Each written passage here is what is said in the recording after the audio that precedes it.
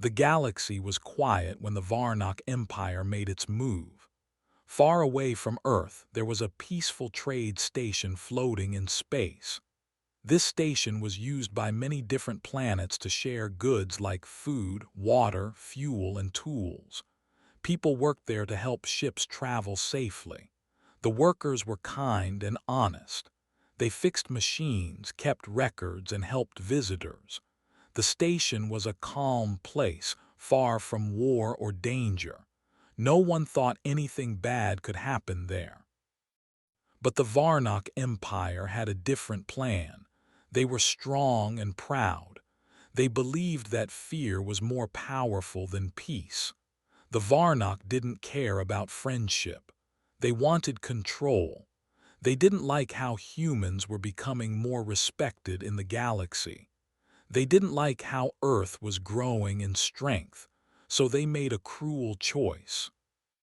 The Varnock sent one of their warships to the trade station. It was large, dark, and silent. It didn't ask for permission to enter. It didn't send any warning. When it got close, it turned off the station's power. The lights went out. The machines stopped working. Everything went dark and cold. No one on the station knew what was happening. The Varnock soldiers entered the station quickly. They wore heavy armor that made loud footsteps. They moved like machines, fast and without feeling. They found 10 humans working on the station.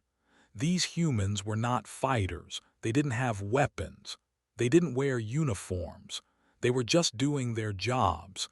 Some were checking equipment. Some were helping visitors.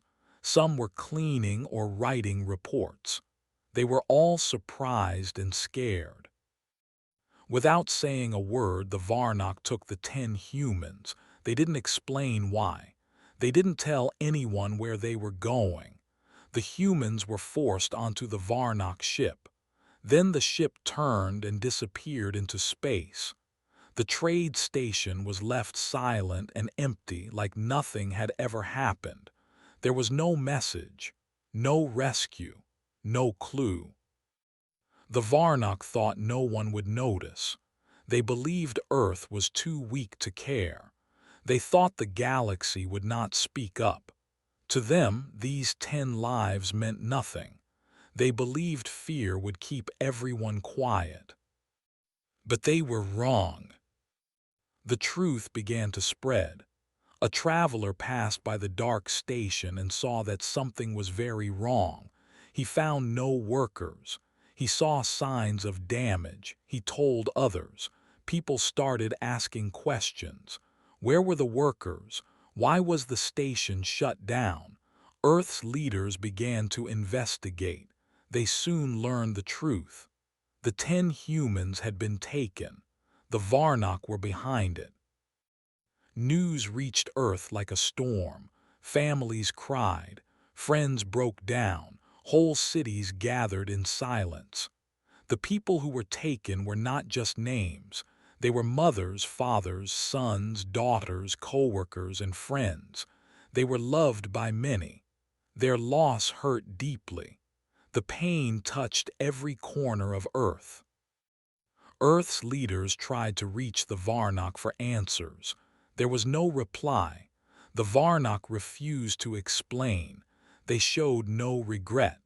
They believed they were too powerful to be challenged. They had done it as a warning. They wanted Earth to feel small. They wanted humans to feel helpless. But something else happened. People on Earth began to remember who they were. They remembered that humans had survived worse in the past. They had built homes on the moon and cities on Mars. They had sent ships across the stars. They had united many nations into one voice. The loss of 10 innocent people did not break them. It brought them together. Candles were lit in homes and streets. Messages of love were sent to the families. Schools made posters to remember the names. Churches, temples, and mosques held prayers. Leaders met behind closed doors. Scientists opened files. Soldiers cleaned old tools. People across Earth stood up with one thought: this is not the end. In other parts of the galaxy, small planets watched quietly. Some had been bullied by the Varnock too. Some had lost people but were too afraid to speak. When they saw how Earth responded, they felt something new. They felt hope. If Earth could stand up, maybe they could too. The Varnock did not notice this change. They stayed proud and cold. They thought humans would move on. They thought the trade station would be forgotten. But Earth had not forgotten, and Earth was not afraid. The 10 people who were taken may have been workers, not warriors, but they became something more. They became the reason a sleeping giant began to wake. Their story traveled across planets. It was shared in homes, on screens, and in songs. It was told in whispers and in shouts. It became a spark. The galaxy started to change. People began to see Earth in a new way, not as weak but as patient, not as small but as strong in silence, not as alone but as a planet with a fire inside. The Varnock had made a mistake. They thought their actions would scare Earth. Instead, they gave Earth a reason to rise. Across space, a message was growing. It was not sent in radio waves or blinking lights. It was sent in actions and memory. The message was clear. Something is coming. And the Varnock would not be ready for it. Each of the 10 people taken from the trade station was important. They were not famous. They were not rich. But they mattered to someone. They had families, friends, and people who loved them deeply. To the Varnock, they were just names on a list. But to Earth, they were much more. The first was a young woman named Myra. She worked on systems and controls. She liked solving problems and fixing things that were broken. She had a brother who was a top scientist back on Earth. He was quiet and smart, and he had always watched out for his sister. When he heard what happened to her, something inside him changed. He stopped smiling. He stopped going to meetings. Instead, he locked himself in his lab and began working on something new, something secret. Another person was a man named Jalen. He helped move cargo in and out of the station. He was strong but gentle. He used to sing while he worked. His best friend was a space pilot who had flown across many star systems. That pilot had once promised to protect him no matter what.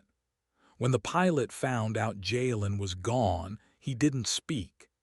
He just walked to his ship, turned off the tracker, and flew into the stars without a word.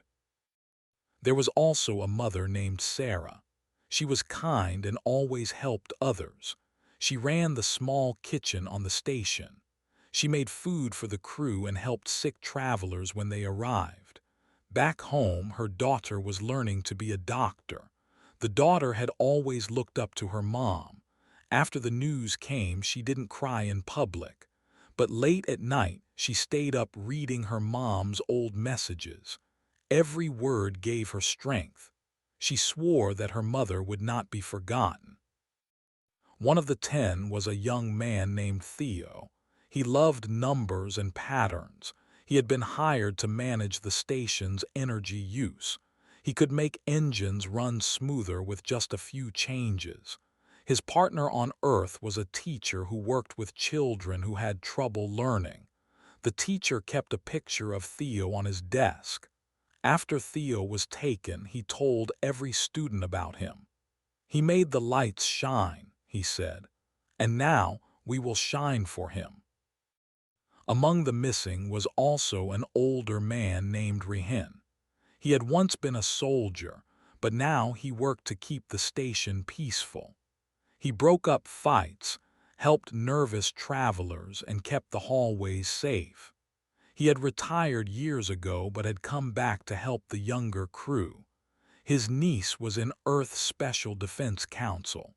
She had followed his footsteps, joining the forces because he told her that peace was always worth protecting. When she heard he was gone, she stood before the council and said, "This was not war. This was murder." Another lost soul was a woman named Layla. She was quiet and loved to read. She worked in the station's records room, keeping track of every delivery and every visitor. Her best friend was a well-known hacker who had once helped Earth stop a system failure. They used to talk every day. When the hacker found out Leela had been taken, she shut down her public work and disappeared from the net. For days, no one knew where she went. But strange things started happening in the Varnock communication systems. Files went missing. Code stopped working. No one could prove it, but Earth had a good guess. Also missing was a boy named Curran. He was only 19. He had just started working on the station. He cleaned the halls and helped fix small parts. He had big dreams and always smiled. His father worked in a large building on Earth where leaders met to make decisions.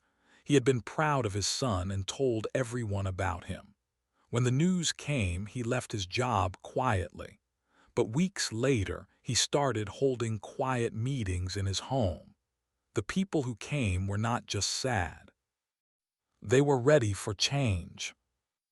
There was a woman named Emilia, too. She was known for her music. She played a small instrument that she carried everywhere. At night, she would sit in the common room and play for the others. Her music made people feel safe and calm. Her brother was part of Earth's deep space communication team. He worked with signals and long-range scanners. After she disappeared, he stopped listening to the stars for new sounds.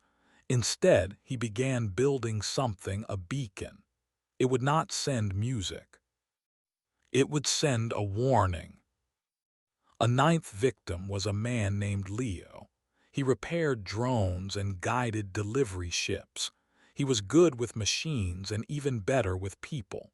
He once saved a small group of miners by fixing a broken ship in under 10 minutes.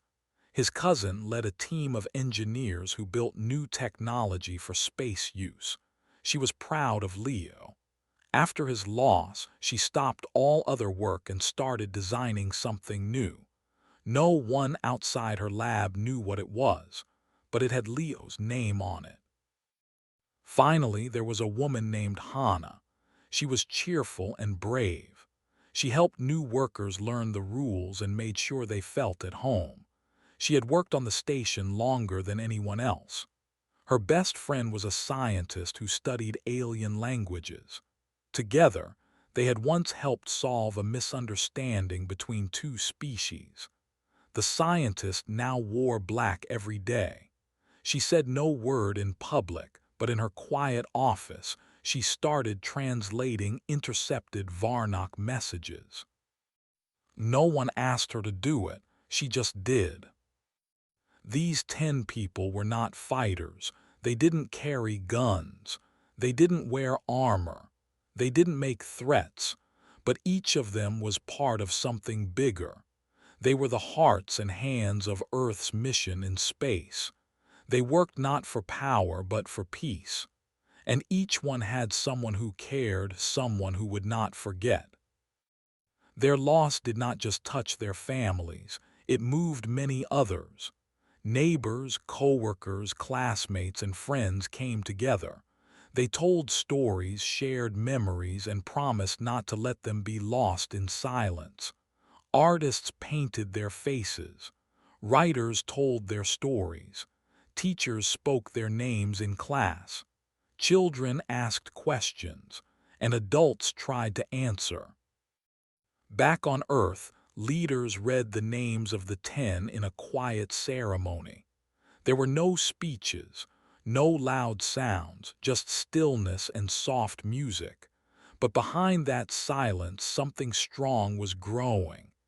Each person who had known one of the 10 was doing something now. They were not waiting for justice. They were building it. In labs, people worked longer hours. In spaceports, ships were being checked more carefully. In training centers, new students practiced harder. Everyone had one thought in mind: this must not happen again. Across the galaxy, others watched. They remembered the 10 not as victims, but as the reason Earth was waking up. The Varnock had taken them in silence, thinking they could hide the truth. But they did not understand how strong a memory can be. The humans were gone, but their names had started a wave. It started with small steps. One by one, their loved ones took action. One designed a new code. Another joined a secret meeting. One traveled to an old training base. Another sent a quiet message to an ally far away. The Varnock had hoped that no one would care. But instead, 100 hearts had started to beat louder. And soon, Earth would begin to respond. At first, it seemed like Earth would do nothing. The leaders gave no public speech. The armies stayed quiet. The cities went on with their daily work. The Varnock believed Earth was too scared or too weak to fight back. They smiled in their meetings. They said, "See, they are afraid. They know who rules the stars."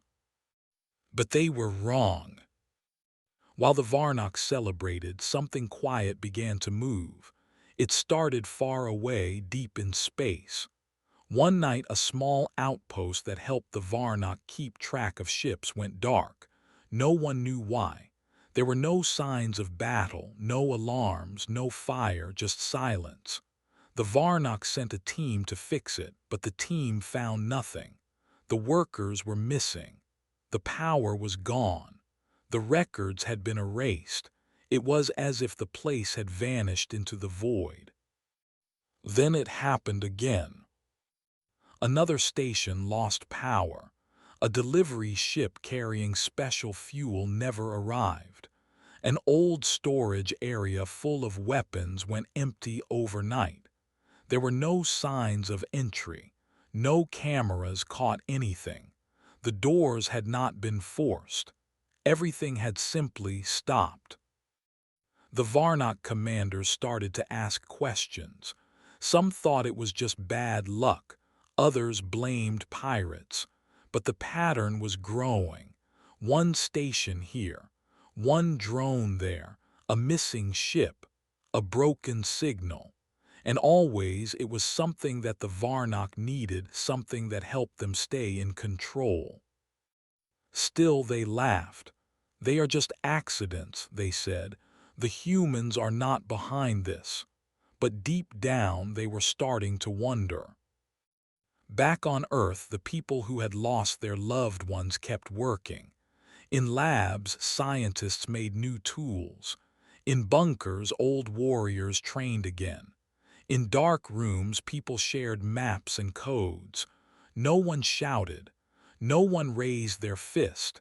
It was not a loud war. It was quiet, careful, smart. One group hacked into the Varnock trade system. They didn't take anything. They just watched. They learned where ships went. They saw who gave orders. They tracked what the Varnock bought, sold, and moved. Then they sent that data to others quietly, secretly. Another group worked in the shadows of the stars. They were small teams with fast ships. They didn't wear bright colors or loud armor. They didn't fire weapons. They moved in the dark. When they reached a Varnock post, they didn't blow it up. Instead, they shut it down. They removed files, scrambled messages, or left false reports. They didn't want war. They wanted the Varnock to feel what humans had felt: confusion, fear, and helplessness. Some humans even reached out to others who had been hurt by the Varnock. These were not Earth people. They came from faraway planets, small ones that the Varnock had bullied in the past. The humans sent messages. We have not forgotten, and we know what they did to you. If you want to help, we will listen. Many of those planets did not respond at first, but one by one, whispers began to return. A message here, a quiet signal there. People who had once been too afraid to speak now wanted to act. Together, they formed a web, a secret group of watchers, helpers, and quiet rebels. In one corner of space, a Varnock station ran out of food. Their supply ship was delayed for 5 days. By the time it came, half the crew was sick. In another zone, a mining station found their tools jammed with strange dust. The machines would not work. They tried to blame the weather, but no one believed that. More problems followed. Messages between commanders were blocked. Plans were changed without warning. Orders were copied and replaced. The Varnock began to argue with each other. Some believed they were being attacked. Others thought it was just bad systems. But still, the humans said nothing. No leaders spoke. No soldiers marched. But the galaxy could feel it. Earth was not broken. It was thinking, watching, moving. In one powerful moment, a ship called Silent Wind disappeared. It was a transport ship used by the Varnock to carry weapons. It was large, well-guarded, and on a safe route. But one morning it sent out a short signal, drifting systems offline. Then it went quiet. When a team arrived, they found the ship floating in space. No crew, no cargo, no damage. Just a small message written on the wall inside. You took 10. This is 1. That message shook the Varnock to their core. For the first time, they knew it was not luck. It was not pirates. It was not machines. It was Earth. And Earth was angry. But it wasn't just anger. The humans didn't destroy ships without care. They didn't kill innocent workers. They didn't fire wild shots. Every move had a reason. Every action had a goal. They weren't trying to start a war. They were giving a warning. Still, the Varnock didn't stop. Some leaders demanded stronger force. They said, send more soldiers, crush Earth now. Others were more afraid. They said, wait, let's learn more. Something is different this time. But the small acts of revenge continued. A shipyard went offline for 2 days. Important supplies never arrived. Drones sent to spy on Earth returned with their memory banks wiped clean. One even came back with a human message printed on its screen. Not yet. On Earth, no one took credit for these actions. The leaders didn't call them victories. The families of the 10 missing didn't smile. The mood was still quiet, serious, heavy. People were not happy to fight. They didn't enjoy revenge, but they believed it was right to answer. Even children at school knew something had changed. They drew pictures of stars and wrote poems with strong words. One poem spread across the internet. It was written by a 10-year-old. It said, 10 were taken. We stayed still. But now we rise. With quiet will. No fire burns. No bomb will fall. But Earth will stand and answer all. This poem became a symbol. It was printed on shirts, drawn on walls, even sent into space on tiny chips. It reminded everyone that the humans had not started the pain, but they would answer it. Even people who once doubted Earth's strength now watched with respect. Other planets began to wonder. If Earth could strike without being seen, who else would join them? If humans could touch the Varnock systems, what could they do next? In hidden places, Varnock officers began whispering. They didn't want to admit it out loud, but they were nervous. They didn't understand how Earth was doing this. They didn't know how humans could move so fast, so clean, so quiet. No loud battles, no big fleets, just action after action, smart, strong, and careful. Some Varnock workers started refusing orders. "I will not guard that station," one said. "The last 2 guards disappeared." Others asked to be moved far from Earth's path. One even left the Empire saying, "I believe Earth is right." And yet Earth said nothing to the galaxy. No leader made bold threats. No one claimed power. The humans let their actions speak, and those actions were getting louder. By the end of that cycle, over a dozen Varnock systems had been touched, stations shut down, messages changed, plans blocked, ships redirected. Nothing huge. No battles, no war, but the Empire felt the loss. One Varnock report said it clearly. "Our strength is in fear, but Earth does not fear us. They are not loud, they are not fast, but they are everywhere, and they are watching." That report was hidden from the public, but some Varnock knew it was true. Earth was not shouting. Earth was not asking. Earth was warning. And the galaxy had just begun to listen. The Varnock Empire had ruled many parts of the galaxy for hundreds of years. They had strong ships, large armies, and the best technology. They believed they could not be stopped. They believed no one could challenge their power. But now something strange was happening. It started with whispers. Inside the high command centers, officers were quiet. They were not laughing anymore.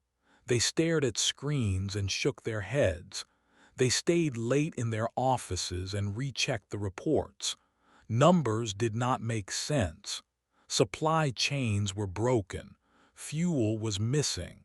Security codes had changed without notice. Something was wrong. One commander, General Ralak, sat at a large table in the capital ship. He had led many battles. He had never lost. But today he was confused. He read a report 5 times. Then he looked at his team. He asked, "How did this happen? How did 4 ships lose contact in 1 week without a single sign of attack?" No one had answers. They brought maps, charts, and logs. They showed paths of missing ships, broken stations, and strange system failures. Every case seemed small by itself, but when put together, a pattern appeared. It was not random. It was not by chance. Something or someone was planning each move carefully. Another officer, a quiet but sharp analyst named Vetra, pointed at a screen. "General," she said, "look at this. These events are all connected. They follow trade lines, they happen close to resource zones, and they are spreading." The general frowned. "Spreading?" "Yes," she replied. "It started near Earth, but now it's reaching other areas, not fast, not loud, but steady, like steps." The room fell silent. The Varnock Empire was used to loud wars. They crushed planets with fire. They used fear to win. But this was something else. There were no big attacks, no ships in the sky, just quiet, smart moves like a shadow walking behind them. Across the galaxy, other commanders noticed the same thing. In a mining colony, a lead engineer reported that their power systems were acting strange. "Our backup failed," he said. "Twice in 1 week. That has never happened. It feels like someone is inside the system." On a border planet, guards found a pile of weapons missing, but there was no sign of break-in. The cameras had turned off for just 10 seconds. When they came back on, the room was empty. No noise, no footprints, no clue who did it. Another commander, based near a military zone, received a warning from his own crew. "Sir, morale is low. The men are nervous. They think the humans are everywhere. Even if we don't see them, we feel them." The leader brushed it off at first. "They're just scared," he said. "Nothing is happening." But that night when he went to sleep, he locked his door for the first time in years. In the Empire's intelligence office, a woman named Corina was reviewing all incoming data. She was smart, careful, and calm. She had studied Earth years ago. She knew their history, their wins and losses. She once called them unpredictable but emotional. Now she was not so sure. Her eyes scanned the latest files. One report showed a ship that had lost its AI. Another showed a secret base that had been exposed to the public. Another told of a trade system that had been changed without permission. All these actions were quiet, hidden, clean. She turned to her screen and typed, "Possible organized resistance. Pattern is deliberate. Behavior is cold, not emotional. Recommend urgent review." She sent the message to the highest level. Back in the Empire's main city, leaders gathered. 10 of them sat around a bright blue table. They represented fleets, trade, science, and more. The oldest among them, Supreme Commander Velar, raised his hand. He was strong and proud, but now he looked tired. "We have a problem," he said. The others nodded. He continued, "We believed Earth would cry and stay down. We thought they would fear us, but they did not beg, they did not shout, they answered with silence." A younger leader spoke up. "So what? We are still stronger, we have more ships, we can wipe them out." Velar shook his head. "This is not about ships, this is about control, and right now we are losing it." Outside the meeting room, the city still looked normal. Lights blinked, ships flew, and workers moved as usual. But inside the walls, fear had started to grow. The leaders ordered more reports. They sent spies to Earth. They scanned every system, but what they found was strange. Earth looked peaceful, no new armies, no new weapons, no angry messages, just silence. Calm, normal. That made them even more afraid. "Why aren't they reacting?" one leader asked. "Why don't they speak?" No one knew.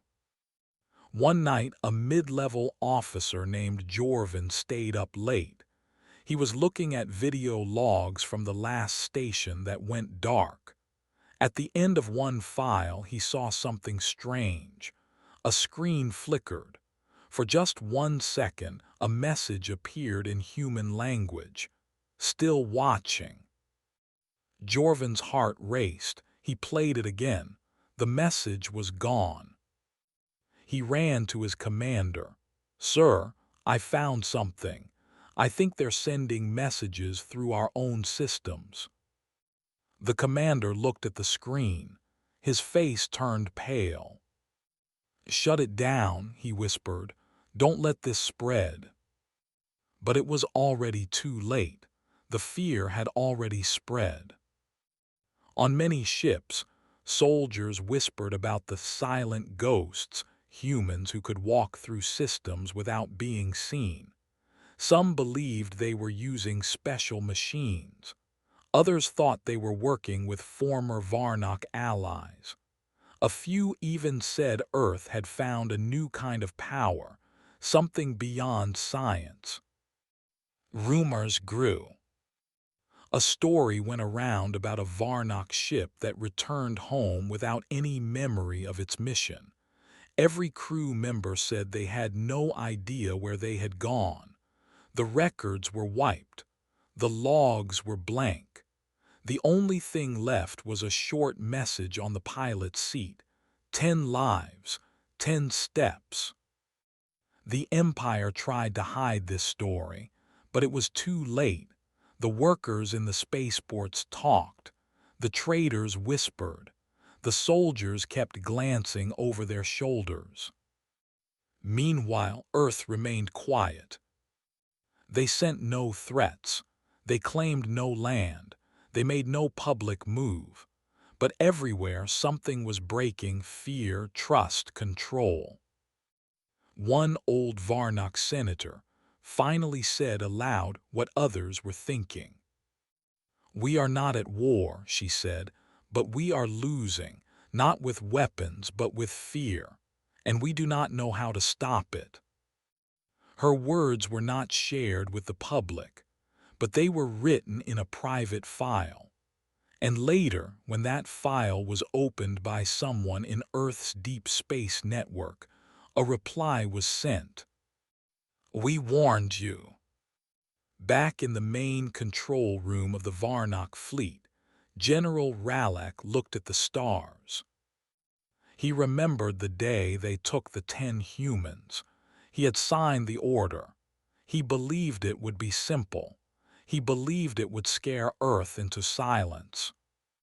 But now, the silence was the scariest part. He sat down and looked at his map. Small red dots marked each place where the Empire had lost control, not from battle, but from something invisible. He looked at his team and said softly, "They are not shouting, but they are here." And for the first time in his life, the mighty general of the galaxy's strongest empire felt something cold in his chest. Back on Earth, something important was happening. There were no big speeches. There were no loud parades. The skies were calm and the cities were quiet. But inside hidden places, far from the eyes of the galaxy, people were meeting. These were not just any people. These were the minds and hearts of Earth, leaders, thinkers, builders, and fighters. They had come together for one reason: to protect their people and bring justice for the 10 who were taken. The meetings were not held in grand halls or government rooms. Instead, they happened underground, inside mountain bunkers and deep ocean labs. Some were even held in space stations that didn't have names. These meetings had no press, no cameras, and no flags. Nobody smiled.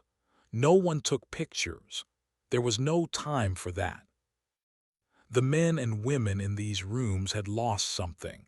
Some lost family, some lost friends, some lost trust in the peace they once believed in, but none of them lost their will. Their hearts burned not with hate but with purpose. They knew what had to be done. One of the first secret meetings was held under the frozen lands of Antarctica. This base was known as Arc 17. Few people even knew it existed. It was built long ago for emergencies. Now, it was being used to plan something bigger than anyone ever expected. Inside Arc 17, a man named General Aurora stood at the front of a cold steel room. He was tall, with gray hair and sharp eyes.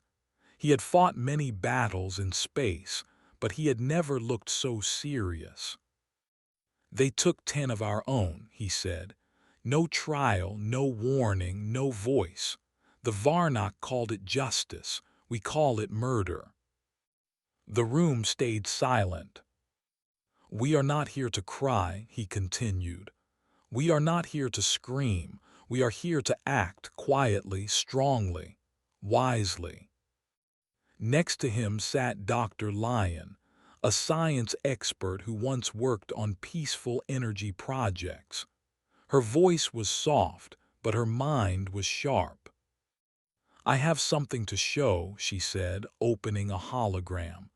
"It's not a weapon, not yet, but it's a system that can pass through Varnock codes without being seen. We call it Ghost. It doesn't break things, it walks through them, like air." Everyone watched as she moved the hologram. It showed a Varnock ship being scanned without noticing. Then a file was taken quietly and cleanly. No sound, no light. "If we had used this a year ago," she said, "we would have known about the executions before they happened." General Aurora nodded. "Then we will use it now." Around the world, more teams gathered. In a desert base in Africa, a group of engineers worked on stealth crafts. These ships didn't fire weapons. They didn't even show up on radars. Their only job was to deliver messages, tools, and teams without anyone noticing. At the same time, deep under the Pacific Ocean, a special group called the Signal was building a listening wall. It was not a real wall made of stone or steel. It was a digital wall, a system that could hear whispers from far away. Every time the Varnock sent a message, Earth could now hear it and sometimes change it. One of the youngest members of the Signal was a girl named Rosa. She was only 14, but she had a gift. She could see patterns in code that others missed. She sat for hours, tracing paths through digital space. "They're hiding something," she said one day. "They're talking in circles, but if we follow the loops, we can find their meeting places." Her teacher smiled. "Then keep following." Meanwhile, in space, small stations were waking up. These stations were not used often. Some were forgotten. But now they were turned on again. Quiet drones moved through them, bringing supplies. These places became safe spots where humans could hide, meet, and plan without being found. At Earth's moon base, a woman named Captain Raina was training a new kind of team. These were not regular soldiers. They were thinkers, hackers, pilots, and spies. They didn't carry heavy guns. They carried tools, ideas, and skill. "Your job is not to fight," she told them. "Your job is to move, to learn, to see without being seen.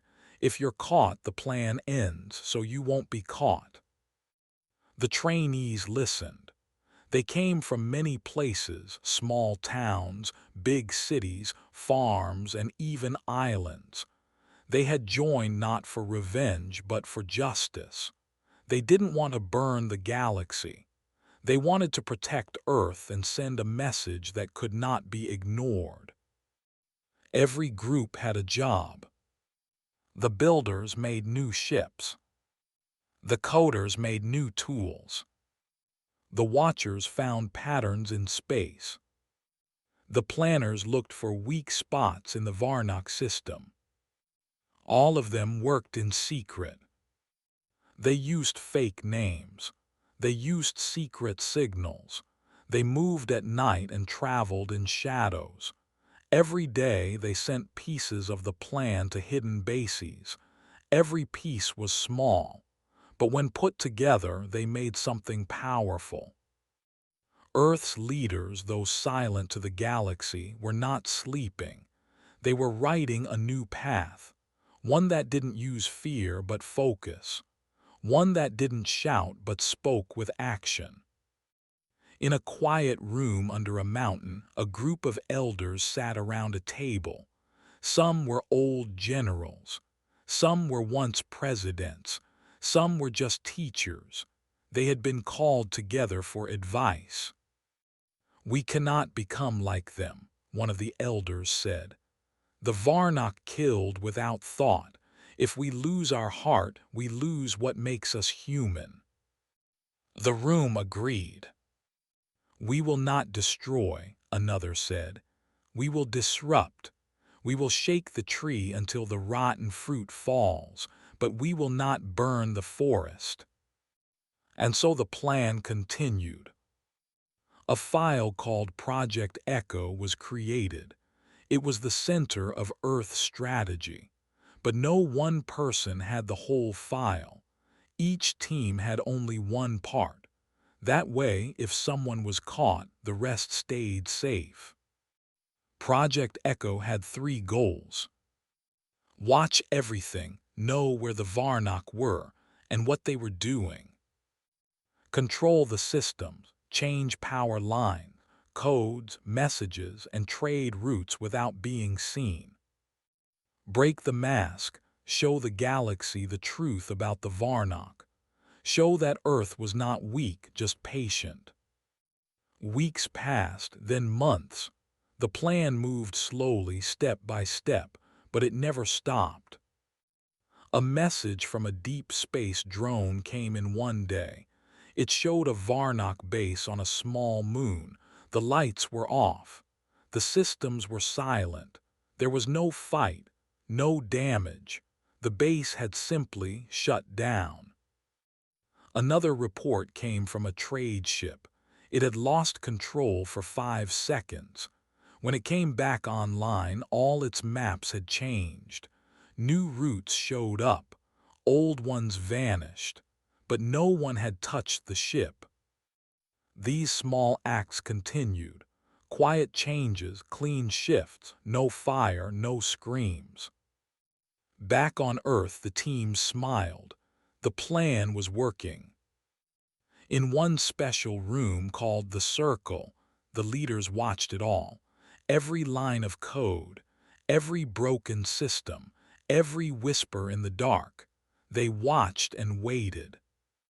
Then one day, a signal came in. It was not from Earth. It was from inside the Varnock Empire. A voice, broken, shaky. "I don't know how you're doing this," it said, "but please stop. We are scared. We don't know what's real anymore." The message was sent to a quiet Earth channel. No reply was given. But inside the room, someone whispered, "They finally feel what we felt." Earth did not cheer. They did not boast. They just kept going. Because the plan was not about power. It was about truth. It was about peace with strength. It was about showing that Earth could not be crushed. That even in silence, humans were stronger than anyone had guessed. And the Varnock were starting to understand. The plan was not finished, but it had begun. Earth did not strike with fire. It did not shout or wave flags. It did not use loud weapons or bright lights. Instead, it moved like a soft wind through the stars. The humans had waited long enough. Now it was time to act. They started not with a roar but with silence. They did not want to destroy. They wanted to control. They wanted to show strength without blood. And so they began. The first places to fall were the outposts. These were small stations in space, not very important but still part of the Varnock Empire. One night, the lights at one outpost just turned off. The doors stayed closed. The food machines stopped. No alarms rang, there was no warning. One by one, each part of the outpost failed. Workers stood still in shock. Some tried to call for help, but the signal was gone. Nothing worked. It was as if the station had been unplugged from the stars. The Varnock sent a repair team, but when they arrived, the outpost worked again. Everything was back in place, running smoothly. They could not find any damage. They thought it was a small glitch. They were wrong. What they didn't know was that the humans had already been there. They had gone in, studied every system, learned every secret, and then left. No one saw them. No one stopped them. The humans had been like ghosts. Soon another outpost stopped working. Then another. Ships that passed nearby went dark for a short time, then came back on. At first, the Varnock still laughed. They said it was weak human tricks. They believed Earth had no power, but deep down some of them started to worry. The pattern was growing. Nothing was random. Every time something failed, it followed a plan. A careful, quiet plan. Across the galaxy, screens in Varnock command centers blinked. Signals disappeared. Maps changed. Supply routes failed. The Varnock tried to fix it, but nothing stayed fixed for long. Their systems kept slipping away. Ships slowed down in space, unable to move. Cargo bays locked with food and tools inside, but no one could open them. It felt like invisible hands had taken hold of their empire. On Earth, the human teams worked from hidden bases. These were small rooms under mountains, deep in oceans, or high in orbit. Each team had a job. Some watched, some built, some moved, but all of them worked together. They shared no pride. They made no noise. They had one goal: to take back control. One group, called the Shadows, was led by Captain Raina. Her team wore suits that blended with space.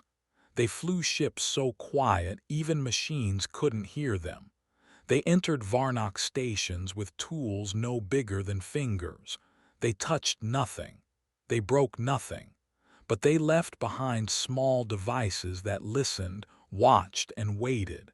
These tools sent signals back to Earth. Earth now saw everything the Varnock did. Another group, run by Dr. Lion, made silent programs. These were not bombs or weapons. They were codes, soft and sneaky.